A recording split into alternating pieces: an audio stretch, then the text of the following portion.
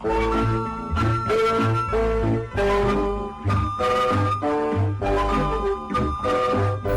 à eletricidade. Operação Seno. A corrente contínua, ela vai tranquilamente do mais ao menos, sem trocar de direção. Bem, isso é fácil de entender, mas, na realidade, nós temos também que entender correntes alternadas. Então, chegou o momento de apresentar esta graciosa curva chamada senoide. Você sabe que se tivermos uma flecha de comprimento unidade, capaz de girar dentro de um círculo, sua projeção sobre o eixo vertical tem por comprimento seno A. A é o ângulo que a flecha giratória faz com sua posição de partida. O ângulo A é geralmente medido em graus, mas podemos também medi-lo com o que chamamos de radianos. Nós calculamos, uma vez para todas, o valor do seno para cada valor do ângulo A.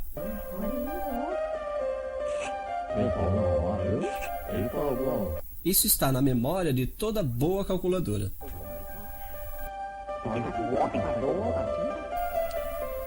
Você notará que inicialmente o seno é igual a 0. Depois ele aumenta, torna-se máximo igual a 1. Depois diminui até 0. Passa no outro sentido, torna-se negativo igual a menos 1 e etc.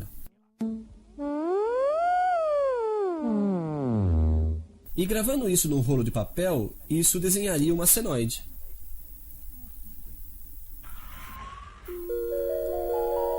Você notará que é exatamente assim que se comporta uma corrente alternada. Mas, no lugar de uma flecha giratória de comprimento unidade, pegamos uma flecha cujo comprimento representa a intensidade de corrente máxima.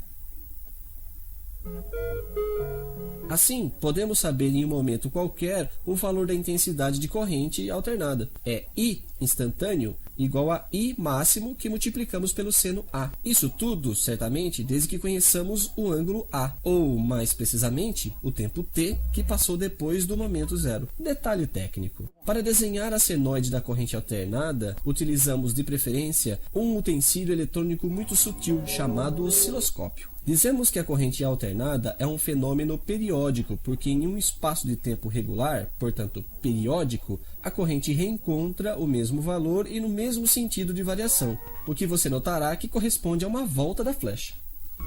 O tempo percorrido entre os dois se chama o período e é medido em segundos, em milissegundos ou em microsegundos.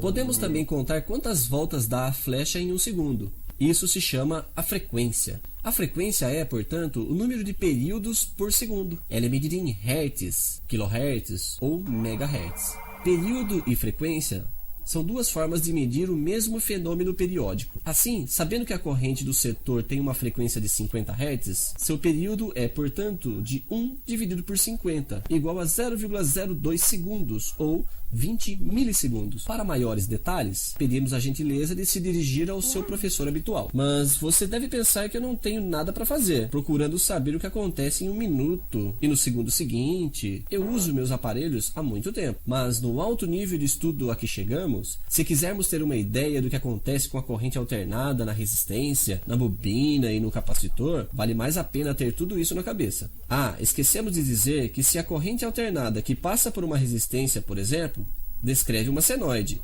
é exatamente a mesma para a tensão. As fórmulas, aliás, se parecem.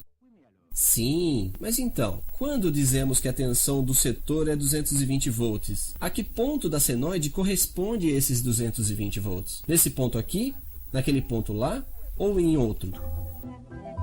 Ah, bem, não. Os 220 do setor é o que chamamos de tensão eficaz. Mas o que é isso?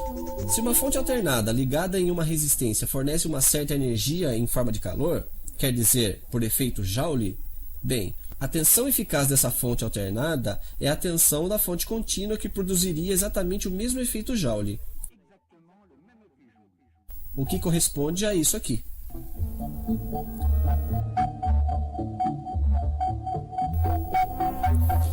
Nossos amigos matemáticos provariam por A mais B que a tensão máxima e a tensão eficaz se deduzem facilmente uma da outra.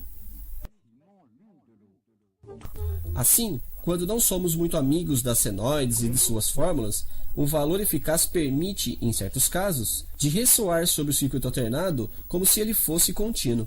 Mas atenção!